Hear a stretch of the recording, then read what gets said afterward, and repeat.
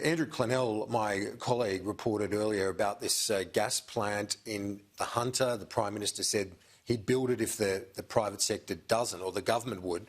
With this sort of policy, does it have international implications in terms of our relations, like with the United States and others, particularly with Joe Biden threatening things like carbon adjustment fees and quotas and so on countries who are not doing the right thing when it comes to the environment? Is that the sort of retaliation you could see for a gas-led recovery, as the government argues?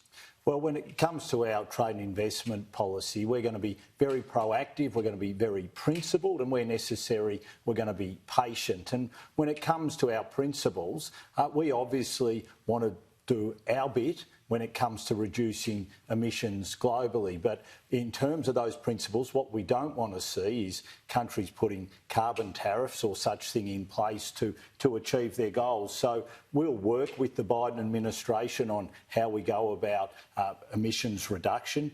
Angus Taylor has already had a phone call with John Kerry where they've had a very detailed discussion around these areas, and as of my understanding from reading it is they had a very detailed discussion around how technology can play a key role in emissions reduction. So I think what you'll see from us is a very proactive and very principled approach when it comes to these issues. So, but are those international implications, like the fact that Biden's now in the White House and John Kerry is going to be the envoy for climate change and so on, are those things on the government's radar when it comes to this other message about a gas-led recovery? It just doesn't seem aligned to the changes internationally. Is the government aware of that? Oh, look, we obviously are very aware of the need for us to engage with the Biden administration like we have with previous US administrations. I mean, we understand that we have to be active in the way that we engage, that we are very, go into great detail around what we're doing with regards to our emissions reduction agenda, and that's already started. I mean, Angus and John Kerry have already had a very long and detailed discussion on this, and you can expect to see a lot more detailed discussions right across the Biden administration, as you would expect with a new US administration from any Australian government. That's the approach we always take, because obviously they're an absolutely key partner of us. They certainly are the most important ally, but you've gone from a situation where I guess Donald Trump wasn't maybe not of like mind to the Morrison government, but certainly the Biden administration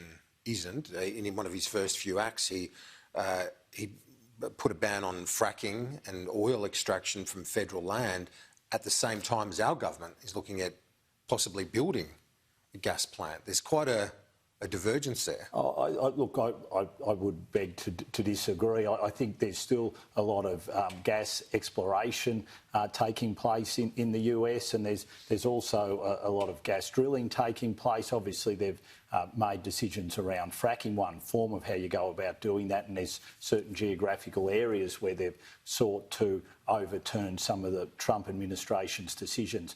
But in terms of how we approach the Biden administration on emissions reduction on other areas, this will be one where we have very open and frank discussions. I think you're going to see a lot of like-mindedness in the approaches that we're taking. And I just know personally, I'm looking forward to engaging with the US administration on the trade and investment front once the USTR has obviously been sworn in. And I know all my cabinet colleagues are looking forward to doing exactly the same with their counterparts in the Biden administration. The FTA negotiations we've got with the EU, with the UK, again, it goes back to those views on climate, though, doesn't it, in terms of if you want to get a deal done as Trade Minister with the UK and with the EU, does there have to be a bit of wiggle room from the government when it comes to those issues? Because obviously the UK and the EU very much forward-leaning on the climate response. Yeah, but look, so are we, Kieran, and the approach that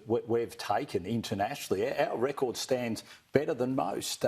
As a previous diplomat who went to a COP in Buenos Aires, I can tell you Australia plays a leading role in seeking agreement and getting all countries to play their part in reducing emissions, and we'll continue to play that role. And not only do we play a role in getting countries to commit, but our record of then achieving those commitments is second to none. So I've got no problems whatsoever engaging, whether it be with the Biden administration, with the EU or with the UK on this, because we can stand on our record more than most countries, and that's what we'll continue to do, and we'll continue to play a very proactive and principled role in whether it be with emissions reduction, whether it be on trade liberalisation, investment liberalisation, because our record as a nation is a very good one. And on the trade liberalisation front, would you like to see Joe Biden? Do you think there's any prospect that President Biden will sign the US back onto the